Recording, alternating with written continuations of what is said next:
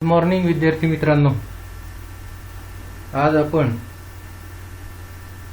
दुसऱ्या युनिटला सुरुवात करत आहोत. तुमच्या इंग्लिशच्या पुस्तकामधली पहिली कविता, दुसऱ्या युनिटची पहिली कविता आहे यू स्टार्ट डाईंग स्लोली. या कवितेमध्ये आपल्याला आज जे शिकायचं आहे त्या संदर्भात थोडी माहिती आधी देतो तुम्हाला. सगळ्यात पहिल्यांदा आपण रीडिंग करूया, त्यानंतर आशय सांगितला जाईल आणि नंतर या कवितेमध्ये जे काही अलंकार आपल्याला शिकायचे आहेत ते अलंकार या ठिकाणी घेतले जातील. पहिल्या पार्टमध्ये ह्या सर्व गोष्टी आपल्याला शिकायच्या आहेत. या कवितेचा जो दुसरा पार्ट तयार होईल त्या दुसऱ्या पार्टमध्ये तुमच्या बोर्डाच्या प्रश्नपत्रिकेच्या आराखड्याला अनुसरून ॲक्टिव्हिटीज घेतल्या जातील.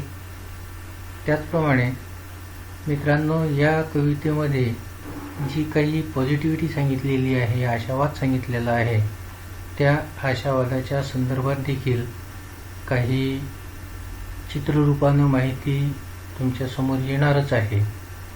चला तर आज पहिल्या पार्टला आपण सुरुवात करूया. You dying slowly. चला तर कवितेचं वाचन करूया. If you do not travel, if you do not read, if you do not listen to the sounds of life, if you do not appreciate yourself, you start dying slowly. When you kill your self-esteem, when you do not let others help you, you start dying slowly. If you become a slave of your habits, walking every day on the same path, if you do not change your routine, if you do not wear different colors, or you do not speak to those you don't know, you start dying slowly. आशय पुढील प्रमाणे आहे मित्रांनो. आपण जीवन जगत असताना सकारात्मक दृष्टीने आपले जीवन जगले पाहिजे अशी शिकवण आपल्याला या कवितेतून मिळते.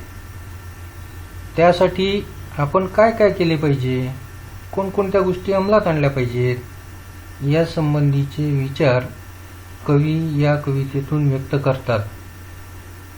कवी म्हणतात की आपण जर प्रवास केला नाही, चांगल्या पुस्तकांचे वाचन केले नाही किंवा आपल्या सभोवतालचे आवाज ऐकले नाहीत, तसेच आपण स्वतःची योग्यता ओळखली नाही, आपल्यात असणाऱ्या गुणांची कदर जर आपण स्वतःच केली नाही, तर आपण हळूहळू संपत जाऊ, संपुष्टात येऊ.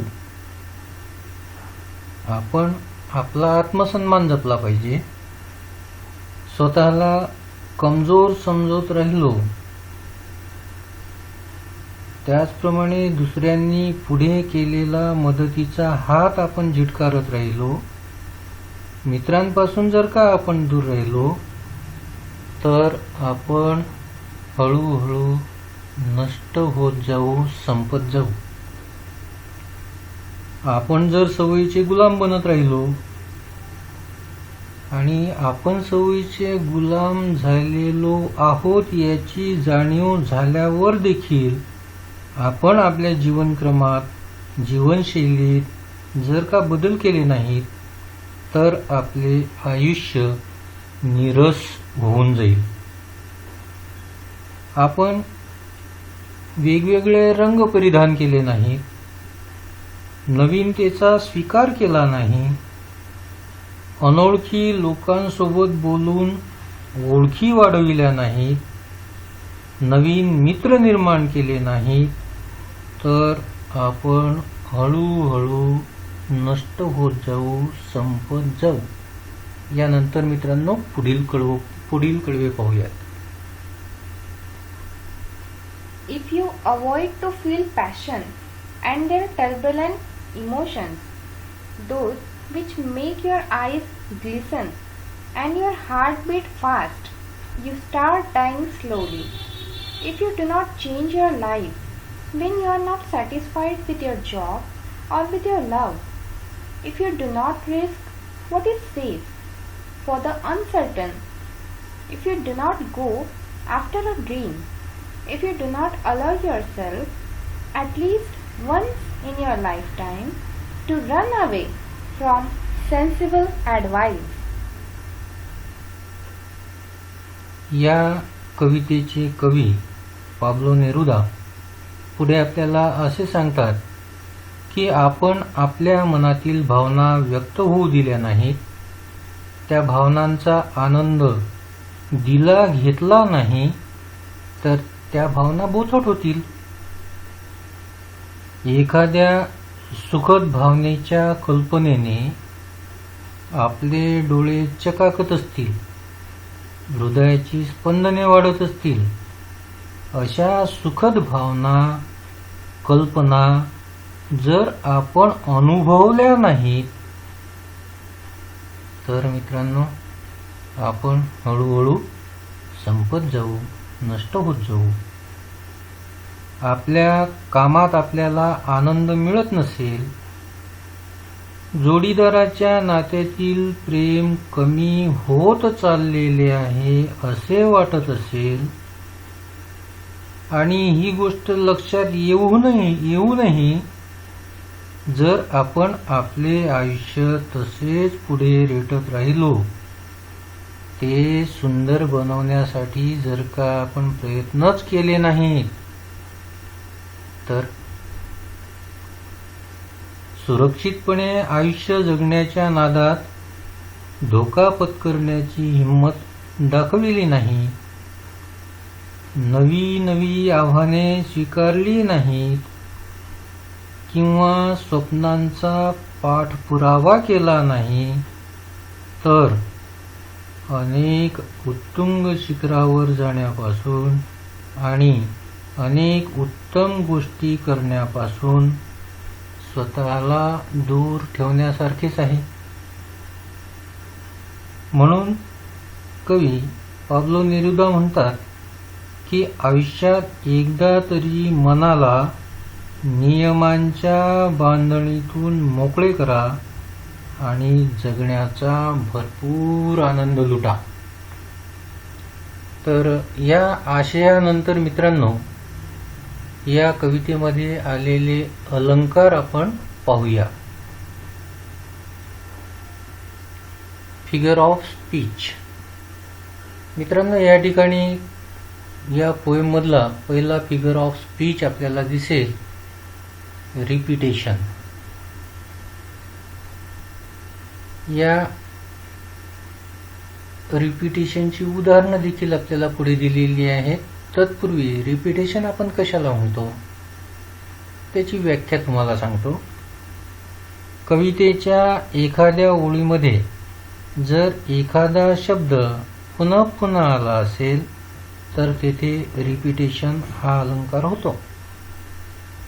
एक्झाम्पल आहे if you do not travel, if you do not read. मित्रांनो या ठिकाणी इफ यू डू नॉट हे शब्द तुम्हाला रिपीट झालेले दिसतील, म्हणून या ठिकाणचा अलंकार आहे रिपिटिशन. दुसरा अलंकार पाहूया.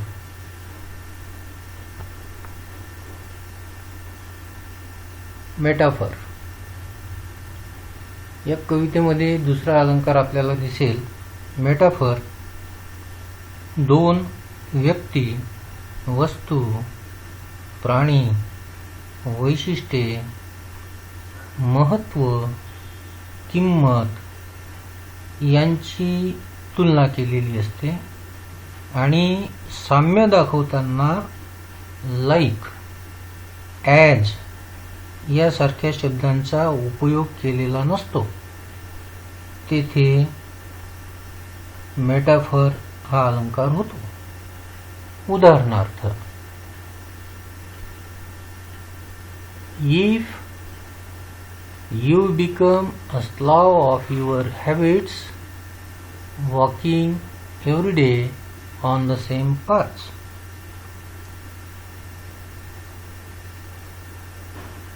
Walking every on the same path. इथे same path and daily routine यांची आपल्याला तुलना केल्या गेलेली दिसेल. म्हणून या ठिकाणचा अलंकार, या ठिकाणचा फिगर ऑफ स्पीच हा मेटाफर आहे. मित्रांनो, तिसरं अलंकाराचं उदाहरण या कवितेमध्ये तुमच्या आलेलं आहे, हायपरबोल. कवितेच्या ओळीमध्ये एखादी कल्पना आहे त्यापेक्षा अधिक प्रमाणात मोठी करून सांगितलेली असते, अशा ठिकाणी हायपरबोल अलंकार होतो. उदाहरणार्थ, यू स्टार्ट डाईंग स्लोली. चौथा अलंकार मित्रांनो या ठिकाणी आपल्याला दिसेल अँटिथेसिस. या अँटिथेसिसमध्ये एकाच ओळीत परस्पर विरोधी भावना, अर्थ किंवा विचार व्यक्त करणारे शब्द आलेले असतील तर तेथे अँटिथेसिस हा अलंकार होतो. उदाहरणार्थ, if you do not risk what is safe for the uncertain. यात रिस्क आणि सेफ असे दोन परस्पर शब्द आलेले तुम्हाला दिसतील. म्हणून या ठिकाणचा अलंकार, फिगर ऑफ स्पीच हा अँटिथेसिस आहे. तर अशा प्रकारचे अलंकार आणखी देखील या कवितेमध्ये आलेले आहेत मित्रांनो, आणि ते आपल्याला शोधायचे आहेत. यानंतर आजचा हा जो पार्ट फर्स्ट आहे तो या ठिकाणी आपण थांबूया. अभ्यास करा आणि चॅनलला सबस्क्राईब करा, लाईक करा, शेअर करा. धन्यवाद मित्रांनो.